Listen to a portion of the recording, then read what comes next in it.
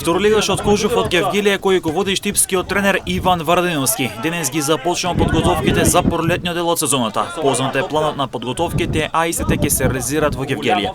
Кожув формата ќе ја проверува со прволигашите Арсими Работнички, со второлигашите Беласица и Детонир Плачковица, како и со третолигашот Победа Валандово. Од тимот замина Никол Чешарковски, голманот Борче Картов, како и Благој Спирковски кој веќе е промовиран за нов фудбалер на Охрид.